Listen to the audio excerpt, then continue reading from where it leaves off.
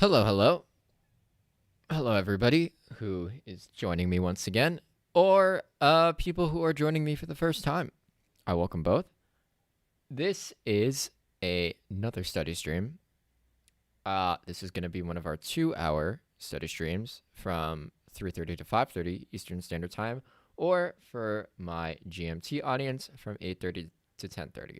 Hopefully, a nice, chill, and productive way to spend the last 2 hours of your day before maybe you relax and go to sleep. Hello, Daniel. Good to see you again. Always happy to see some repeat viewers from the community coming back around. That's always wonderful. Let's see if anyone else decides to turn up. I guess while we're waiting on them, I'll go over the basic logistics as I always do. How am I doing? I am doing, pretty solid. I think for the most part, I've fixed my sleep schedule such that I go to bed between like 11:30 and like 1:30 or 2 now exclusively, and then sleep for 7 hours and get up between like 7 and 9. Like it's really weird to like actually have a normal sleep schedule with like a solid 7 hours of sleep, but it's really, really good. Like after being really, really sleep deprived for, like a week or 2 weeks, like it's the difference is kind of astounding. It is very good. And it is not food. Yeah, I mean, hopefully they will compound in the long term. The challenge obviously is maintaining the actual good habits. It's always the devil in the details, but yeah, it's really, really, really good.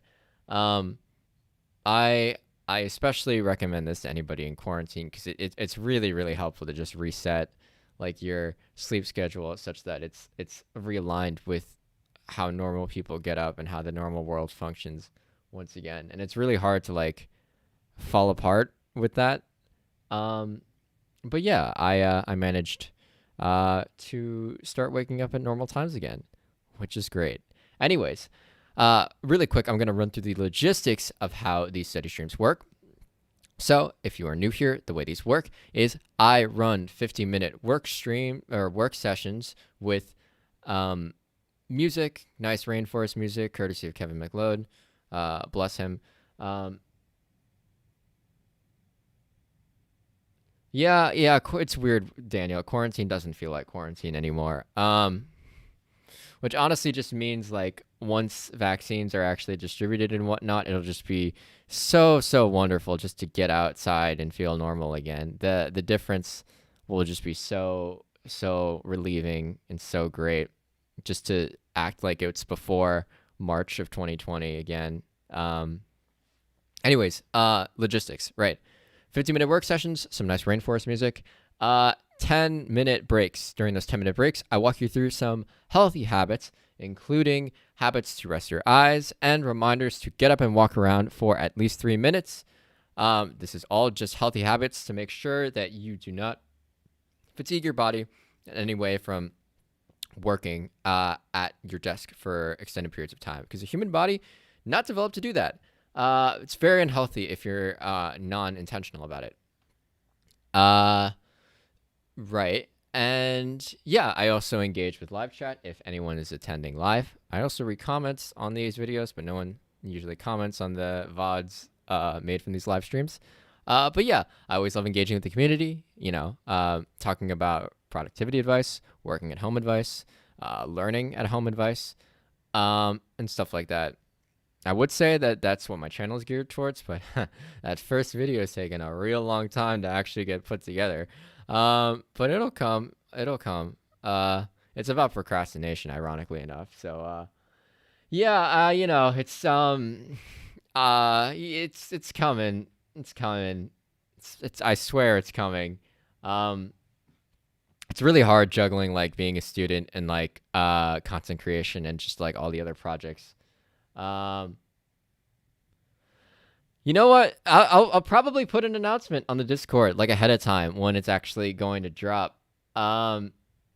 which is a reason why you should join this thing right here, this Discord community server, if you want to get notified ahead of time, because YouTube's community tab, you don't get access to that unless you become a YouTube partner, and I am I think over 900 subscribers short of that, so that's not happening anytime soon.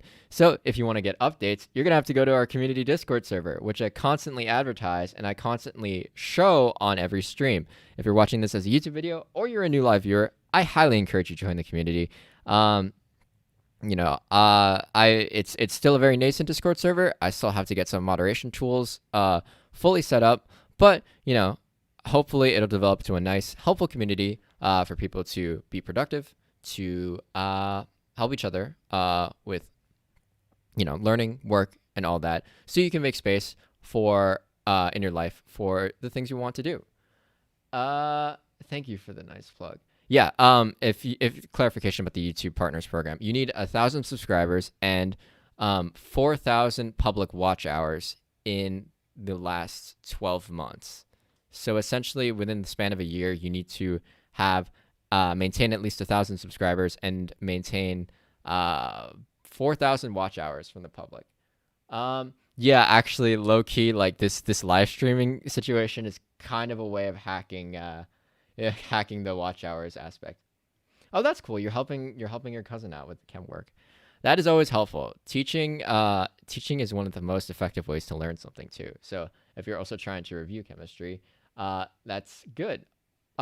Working on your homework at the same time, not so good. That's very much switching your brain between tasks is usually not a solid way to get stuff done, unless you're very deliberate about it. Anyways, but some things are out of your control, and you sort of have to make the best of your situation. Anyways, I'm getting a bit sidetracked from my normal logistics talk.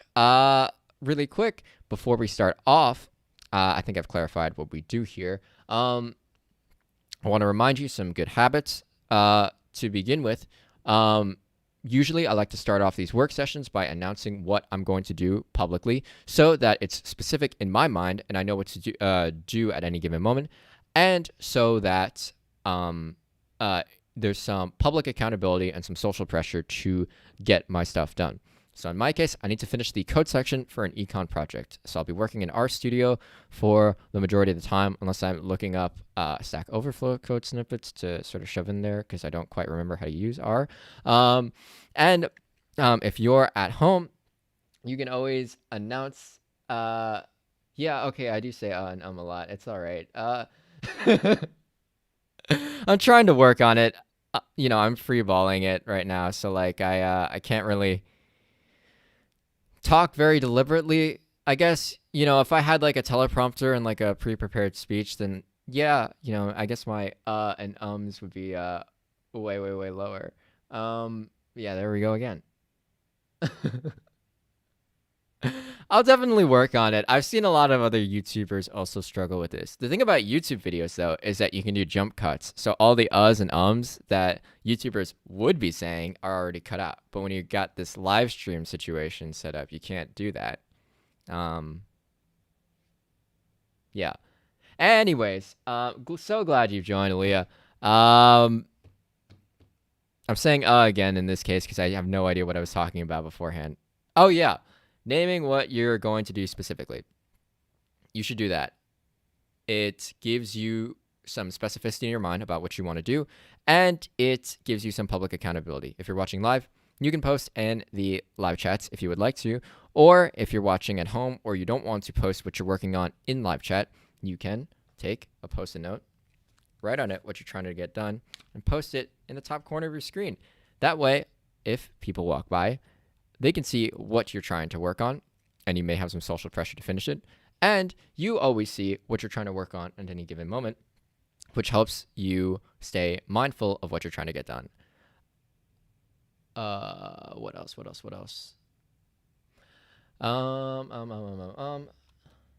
Many ums. Lots of reviewing going on. I'm assuming exams and whatnot. So, probably means we should get started soon. More ums. Yeah, I don't know, Alia. If you want to start like an counter, feel free to.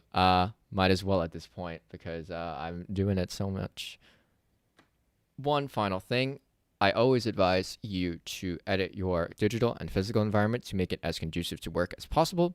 So you want to preemptively set up all your tools that you need to get your work done. Close all the tabs you don't need. Close all the programs you don't need. Open up only the most relevant stuff so it's real easy to get into work. And it takes more steps to start doing distraction, tasks and whatnot. Yeah. Yeah. All right. Add that to the jar, tip jar, I guess, is what we're doing. I have no money or budget for this, so don't actually make me pay money for all the uhs and ums I say because I don't make any money off of these videos yet. Yeah, that's about right. Equals plus one. It's just put that in like a while loop, and that's basically these intros. Anyways, I think we have all the logistics set up to start working tonight. Yeah, I mean, that's about right. Nerds and whatnot. Nerds that say specifically. See, I don't even know if I'm being deliberate about this now or not. It's just like now I think I'm actively trying to say Anyways, we are good, I think, to start our first session of 2. I have the timer ready. I have the music ready. And you know what? I tested my sound system to see if it would break again. Now, the test happened about 15 minutes earlier, and there was no issues. So let's see if 15 minutes can make the difference between me and me having a good stream and me going insane because my computer is actively trying to rebel against me. Maybe my computer just doesn't like it when I say and that's just its way of fighting back. I added an in there just to check. So yeah, I think we're ready to go. I'm gonna start playing the music. I'm gonna start the timer, and turn off the break time elements. I've said and multiple times, so if my computer hates that, it'll rebel and my entire system will break down and the stream will end. So let's see what happens. Good luck to everybody. I hope you have a productive session of reviewing and helping one another and working. And I will see you all on the other side.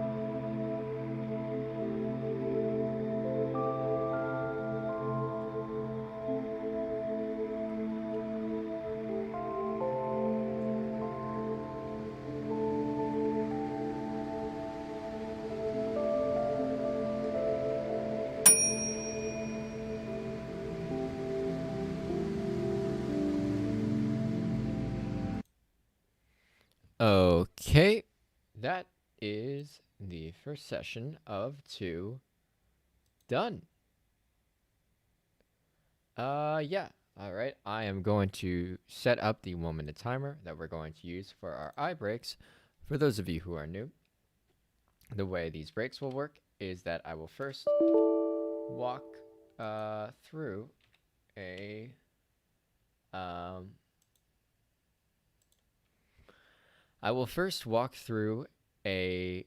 habit I like to do during these Pomodoro breaks to make sure your eyes are well rested after staring at close proximity objects for significant periods of time.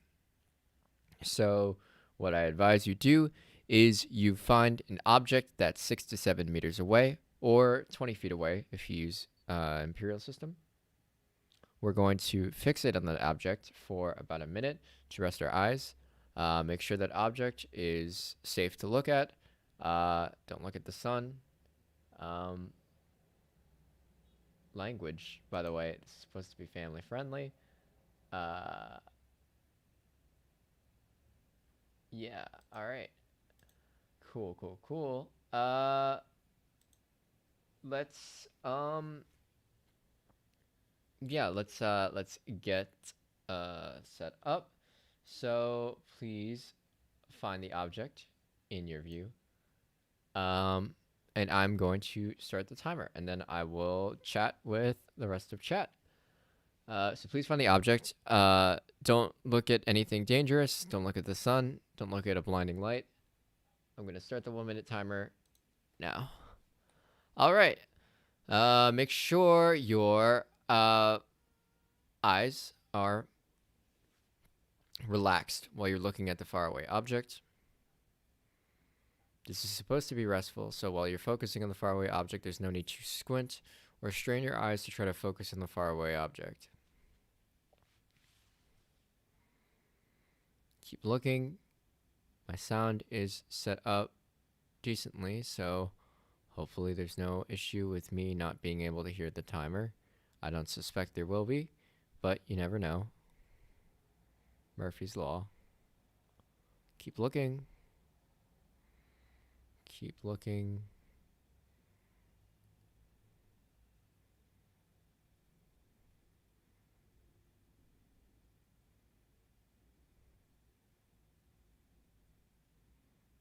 Waiting on that timer. There we go. All right. So that is the eye break done. I'm going to give us about 8 minutes for the remainder of the break. All right. So hopefully everyone's first session went well. That's good. Good to hear. Nice to see some interesting discussions about colleges and whatnot. So, uh, yeah, um, it's always good. Always good to be thinking about the future. Um, my session was also good. I made a little bit of progress in the code, or at least sort of wrangled the data that I'm working with to get a better understanding of what I need to do. Yeah, hopefully, oh yeah, and also, Gunami, hopefully I'm pronouncing that right, managed to also join us too, which is nice. Always glad to see people turn out. Um, and yeah, hopefully everyone had a pretty good, first session. Um,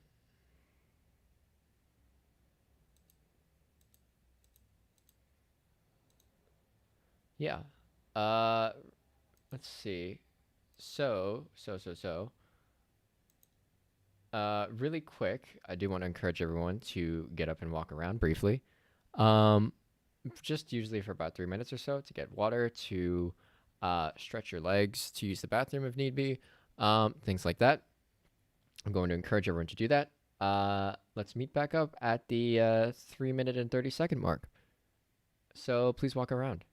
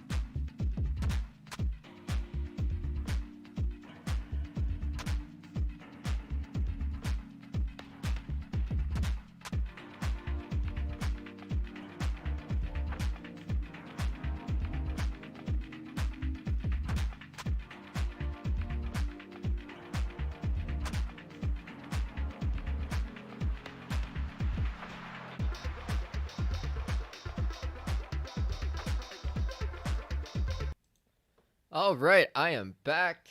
Uh, yeah. In terms of, by the way, the ranking feature, I think it is just chat that determines the ranking feature in the server, which, by the way, is a cool aspect of the server that is being displayed right above my head. In case anybody watching this after the fact wants to join. Uh, so yeah, nice little ranking system. Nice to encourage some discussions and whatnot, just like we have right now about comp sci in uni. Um, yeah. No, actually, I mean that's I think that's actually fairly normal for a CS degree in university. Uh, I mean, it's usually it's some sort of elective. Learning about compilers and whatnot. Um, and it's useful. Compiler design is actually very very useful. Um, yeah, yeah. I mean, like you know, you're at the very least like you'll probably have some sort of course that at least brings you closer to like the machine level, like way more closer than what you normally deal with. As just like a basic developer or whatnot. I guess for the most part, like basic like programming languages, as abstracted from all the actual computer hardware and whatnot as they are, for the most part, you can just learn that online, right? Like universities, I guess, like I mean, they're okay, but like you can find most like high level languages like online in some free YouTube course like pretty easily. So like I guess if universities have anything to offer with like really skilled like CS professors, it is stuff that's like way more niche and way more sort of esoteric and basically closer to the machine level. Yeah, that's fair. Having individual attention is also really important. I'm not saying though that's necessarily guaranteed at a university, but having someone in person at minimum is sometimes very helpful. You can talk to people. You have access to tutors and whatnot. Um, yeah, yeah, that is a benefit too. But I'd also argue that offering harder topics is also pretty good too, especially when you have experts in the field to bounce uh, ideas and concepts off. Um, Although it's a bit weird because I guess the thing about the university system, right, is like people are professors at universities because they're really, really good at research, not because they're really, really good at teaching, although they have the most knowledge out of anybody around. You know, Teaching ability is not like a requirement to be a professor. So you'll often get cases of professors like, being really, really smart, but also just really, really bad at explaining things. Like they definitely understand it themselves really, really well, but oftentimes they're, because teaching skill isn't a requirement to be, a professor. You'll often get instructors that aren't like particularly good at instructing people. Again, though, they'd be the top in their fields. They just wouldn't be very good at conveying the ideas, which I think some YouTube sites, some websites and whatnot, even some boot camps maybe have an advantage of because the teachers there, although they're not the top in their field in terms of like expertise, they are specifically selected because they're good at teaching. Um,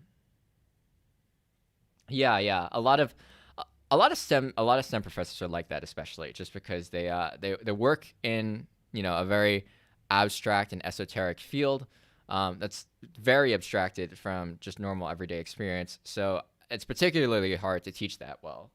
Um, yeah. Really quick, I'm gonna update the overlay. Y'all can continue the conversation about CS in universities. I just need to make sure that we keep track of our progress. So that is our first one of two sessions done. I think we've got a total of 1, 2, 3, 4 people. Although I'm not sure. Is it 5 in total? Uh, eh, all right. If it's 5 in total, I think 5 is sounds good. Uh, oh, is that question directed at me in terms of what how many universities I applied to before I oh, okay. Uh right. All good. Um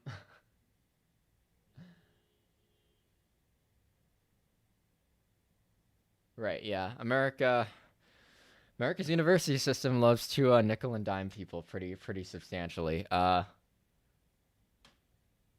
Right. So it's 4, not 5, I want to say, right? That's 4, I want to say.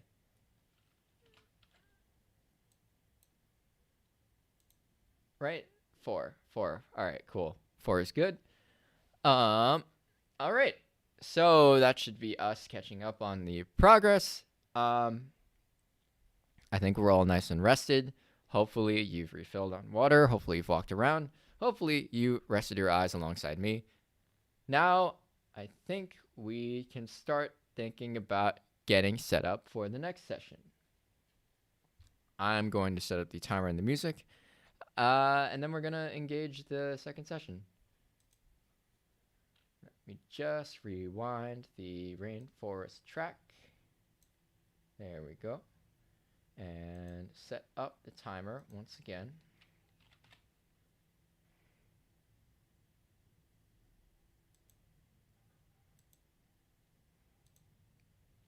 In the US, it can get pretty crazy in terms of how spread out you can get from applying to universities. My older brother, I think, ended up going for like 25 different university applications.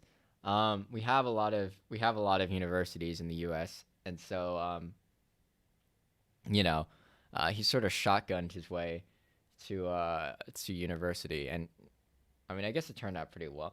Yeah, I mean, it is, but like, I guess the whole point was like, like it's basically the best or nothing. And it was pretty rough because a lot of them have individualized applications and whatnot. So he went through a lot. I barely eclipsed like 10 applications on my run because I didn't want to be as intense as him.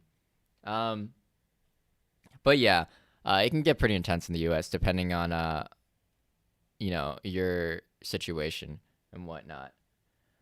Oh yeah. There's a whole industry for standardized test prep for the SATs and the ACTs. I don't know. My brother did pretty well because he's generally like a very intelligent dude. Yeah, I ended up needing like math tutoring honestly for the SATs just because yeah, my math was a bit behind. And yeah, lots and lots of essay writing. So much of that. It's a very difficult issue because everyone basically just writes the same thing, and it's very difficult to differentiate yourself. Anyways, I think that's enough of discussion of university stuff, at least from me. I think we're all ready to go now for the second session. So I'm going to turn off the break time elements, and I'm going to start the music and the timer, and we're going to wrap up the session with the second half of our work sessions. So let's get started. I hope your second session is productive, and I will see you on the other side.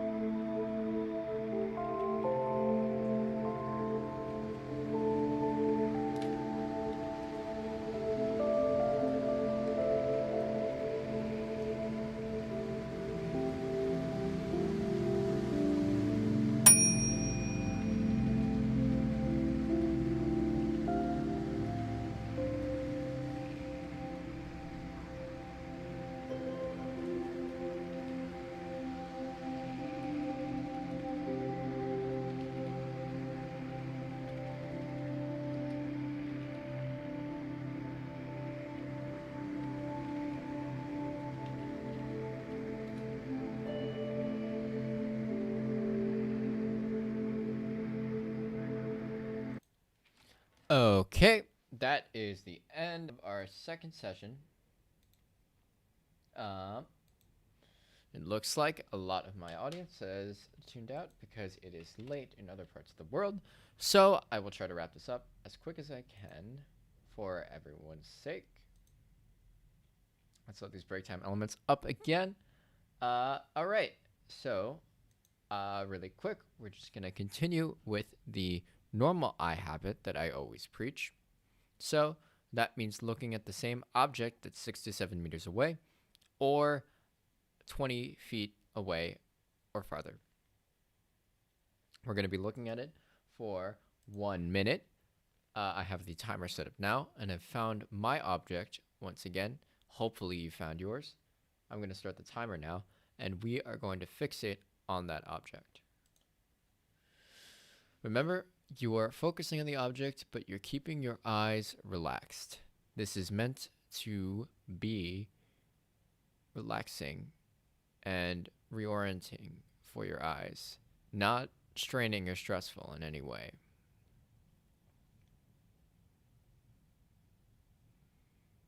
Keep concentrating on that object. Keep looking. Focus on it attention-wise as much as you can.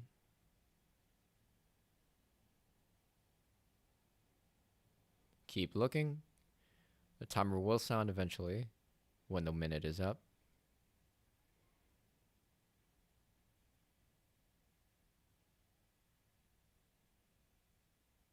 Keep looking. Keep looking.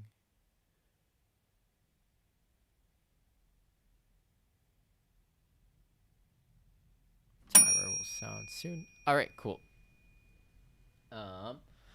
So I'm just gonna update our overlay to make sure we capture all of the progress that we've gotten through today.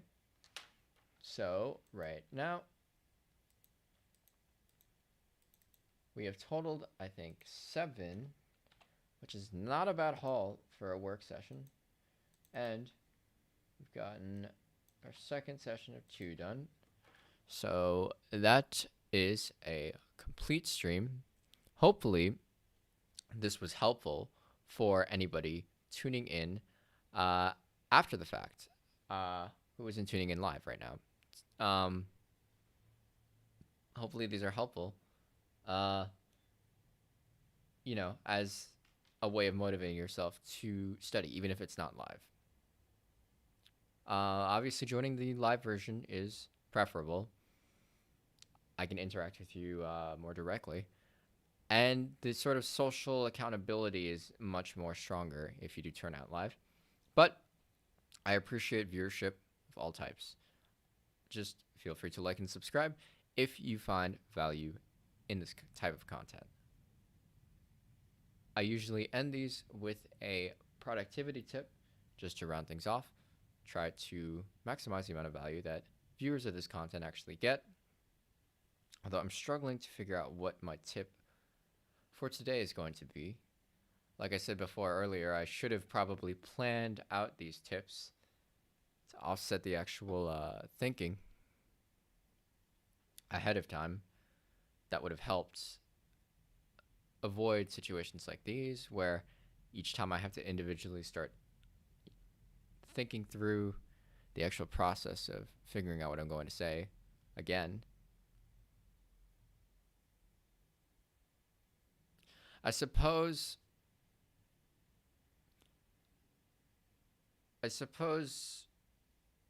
one tip I could give about this isn't really a productivity tip, but this is more so a communications tip, is about the uhs and ums I keep doing. Someone in the stream earlier pointed it out quite frequently that I do say and a lot. And it's a problem I do struggle with, for sure. One tip I've heard to deal with uhs and ums is to instead train yourself to pause rather than add filler words. So by listening to yourself in recordings, you'll start to get cognizant of how many times you say and by replacing them with pauses rather than having it be sporadic as you might expect, your speech actually sounds more thoughtful and clear. In general, slowing down your speech tends to project the sense that you are thinking through what you're saying a lot, although there's obviously some exceptions. Obviously, pauses can't be too long, otherwise it doesn't exactly seem like you're fully there. But for the most part, in my experience, a lot of people talk too fast, ramble a lot when they're trying to speak to an audience. And so pauses can be very, very helpful in terms of conveying the idea that you're being thoughtful about your words, which oftentimes when you're saying and a lot, you are. You're sort of reaching for different words, but you have moments where you're sort of trying to catch up and figure out what precisely to say, so you add uhs and ums. So consciously replacing uhs and ums with pauses is a pretty effective way of dealing with the uhs and ums, or is at least a pretty good replacement for uhs and ums that isn't too detrimental to your actual speech. I use that a lot in class presentations. Obviously, this is a more casual setting, so I'm not paying attention to it as much, although right now I am a little bit more. I guess that's the content in terms of productivity tips that I will leave off with for the end of the stream. Hopefully the stream is super productive, whether you were watching live or whether you're watching this after the fact. Again, please like and subscribe if you found any value from this content. It helps the channel a lot when you do that. All right, so I guess I will throw up the end screen and I will see everyone tomorrow at my next scheduled streaming session. Good work, everybody.